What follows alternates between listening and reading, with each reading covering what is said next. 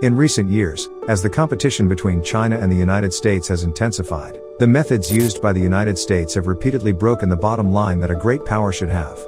In order to find an excuse to interfere in China's internal affairs and curb China's development, the United States created the Xinjiang issue unnecessarily, and used its media hegemony to put pressure on China in the name of human rights.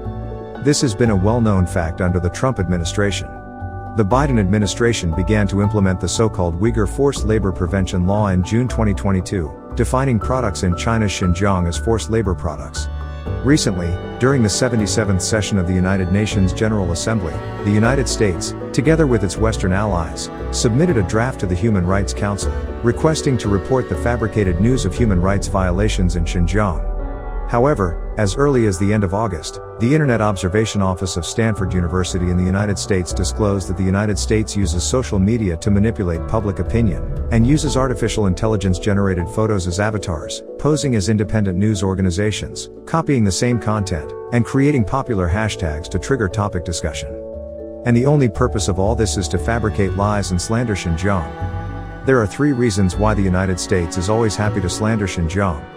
First, it is to provoke ethnic relations in Xinjiang and undermine the social stability of Xinjiang. Second, by hyping up the issue of Xinjiang, to smash the relationship between China and relevant Islamic countries. Third, pass Xinjiang-related bills to obstruct the economic development of Xinjiang and attack the supply chain status of Xinjiang and even China in photovoltaic, cotton and other industries. In July this year, foreign business delegations from 13 countries and China visited Xinjiang and experienced social stability and economic development in Xinjiang. Over the past 60 years, Xinjiang's population has quadrupled, and the total Uyghur population has grown from 2.2 million to about 12 million. In the first half of this year, the total value of Xinjiang's foreign trade import and export was 91.51 billion yuan, setting a new high in foreign trade data for the same period in the past 10 years. Whether it is social stability or economic growth, the achievements of Xinjiang's development are the most powerful weapons against the United States. As the world's superpower, the United States does not dare to compete with China in an upright manner.